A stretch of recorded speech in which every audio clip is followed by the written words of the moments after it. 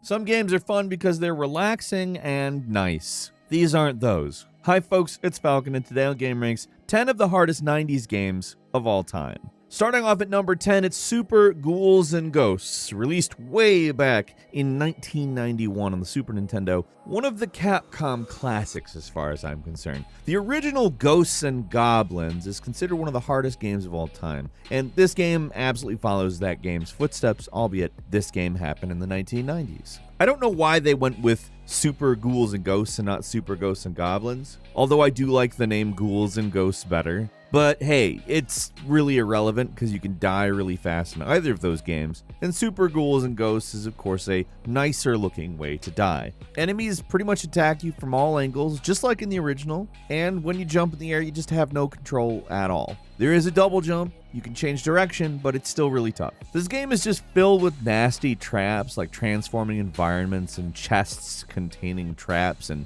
magicians. I'm having flashbacks. It's actually not quite as hard as the 1985 original, but it's still pretty difficult. Also, it's a great game.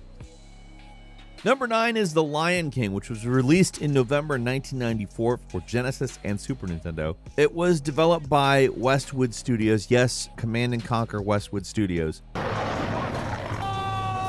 And it was made hard for probably the most cynical possible reason. However, Lion King is an awesome game, so I'm not going to complain. However, it was made difficult because Disney and their analytics and their focus groups and their endless study of the behavior of children that they can manipulate, kids would rent games at Blockbuster, and according to Disney, if they had gotten through a certain portion of the game during a rental period, they would be less likely to buy the game. So they went to Westwood Studios and said, hey, make the game a lot harder. So they took the level Can't Wait to Be King and just made it stupid hard, especially the monkey puzzle part. I mean, actually the rest of the game isn't super bad, but that is a huge difficulty spike, and it's there to psychologically manipulate people so Disney can make more money. At number 8 is Tomb Raider 3, released on November 20th, 1998 for Windows and PlayStation. It was developed by Core Design, who also made the first 2 games, and they're also tough, but this is probably the toughest, at least out of the originals. I mean, I'm sure they felt like they had to progress things in some way, but they really did go overboard with the difficulty. The biggest problem with the game is the open levels. You'd think that making the levels more non-linear would actually make them more fun.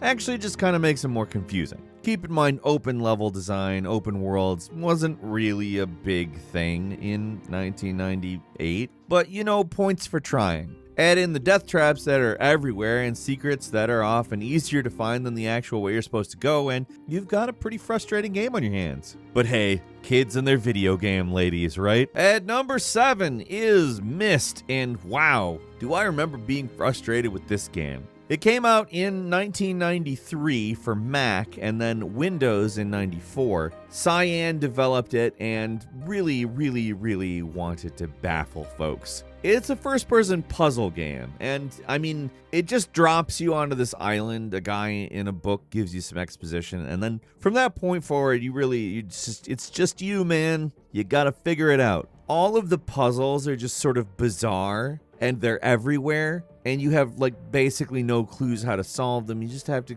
keep doing stuff until you figure it out. The most notorious puzzle is, of course, the piano one. If you ever struggle to tell the difference between sounds from a piano, and, you know, a lot of people don't have the ear for that because you usually have to be trained to have that. I mean, there are people with natural music ears out there. It's not most people. It's not even most piano players. Most piano players are trained. So a lot of people struggle with this. I mean, once you knew what to do, it really didn't take very long to finish the game, but finishing it without a guide, wow. At number 6 is Super Star Wars: The Empire Strikes Back. LucasArts dropped this one in 1993 for the Super Nintendo. It's, I mean, not tough for any particular reason other than it's tough. All the Super Star Wars games are pretty hard, but this one really sticks out in most people I talk to's memory as probably the toughest of the three. The first stage, Hoth, I mean, you just get swarmed by all these little enemies in this gigantic maze level. There's lots of power-ups around, but good luck getting to them. These levels are not designed to be, well, legible. They're very confusing. If you can imagine Star Wars but a tornado, that's kind of what we're dealing with. Bosses are also particularly nasty. They'll just eat right through your health like it's nothing. The game's just all around chaos. And then you find out Darth Vader is Luke Skywalker's father. It's just like, what? At number 5 is Oddworld Abe's Odyssey, which came out in 1997 on the old PlayStation. It's kind of a weird game. It certainly appeared very strange at the time because it was nothing like it. It's something kind of like Prince of Persia, a kind of cinematic platformer telling a story. But you can't fight. If you try to fight, you're going to die because you can't at all. The game is specifically about solving puzzles and sneaking past dangerous enemies. Like everything in the game, not just the enemies, the puzzles too can kill you. And it didn't really have a very good save system. In fact, that's probably the hardest part of the game. The game's really unforgiving, and any mistake can lead to a sudden death, and dying can be going back to the beginning of an entire section. Like, it's one of those games where, it's expecting you to platform with precision, so being able to save at any point would be really nice. The sequel incorporated a quick save function that made it a lot more playable, but the original, well, let's just say there were 30-minute stretches of the game that you could die at any point and have to do all over.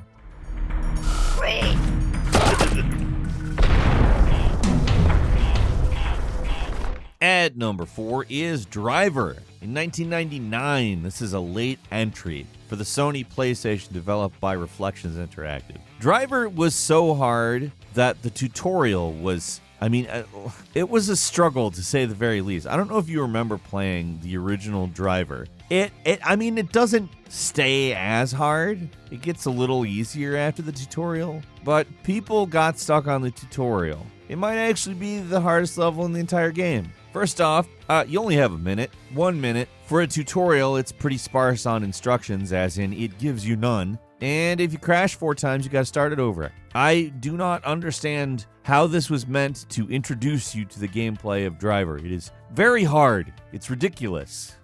At number 3 is Echo the Dolphin. And I remember thinking, a dolphin game? That's really different. So in 1992, it was something I definitely wanted to try out. Now, that being said, it's a really bizarre underwater game. It's technically an action game, but you can't really fight enemies. Most of the time you're exploring these confusing maze-like environments, and you're kind of trying to figure out what you're supposed to do while slowly, and I do mean slowly, drowning. It's stressful, it's confusing, and yeah. Probably the most infamous thing in the game is the last boss called the Vortex Queen, who is an alien. Yes, correct, aliens. She can, if you're not careful, force you to replay the previous level, which is probably the hardest level in the game, and a slow scrolling part that dead ends can kill you instantly in.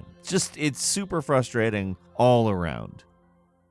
At number 2, Silver Surfer, released in November 1990. I remember this game because one of my siblings loved this game, and it was entirely because they liked the character of Silver Surfer and not because they were good at it or because anyone in the house was good at it. It is probably not possible to be good at. It's technically a shoot 'em up, but you've got this huge hitbox. And if you touch any environmental anything, floor, wall, ceiling, anything, you die. I remember this being a game that made me probably angrier than any other game in my young life. Just completing a level, it's nearly impossible. And I don't mean oh my god, it was so hard. If only I had tried harder. No, I did not have any fun at all. It's just an awful, awkward mess.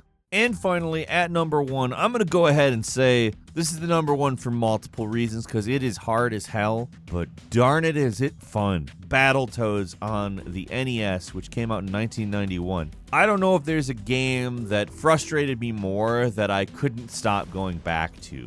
in the way that Battletoads did and was. Hell, I could play it right now. It's one of those games where I just absolutely love it. It features the infamous Turbo Tunnel, which is this speed sequence that requires near perfect reflexes or, memorization to get through. But it's probably one of the most unforgiving games too, because it's one of those games that's just tremendously fun as a co-op game, but if anybody dies, everybody has to start the level over, and it's like, are you joking? Are you kidding? No.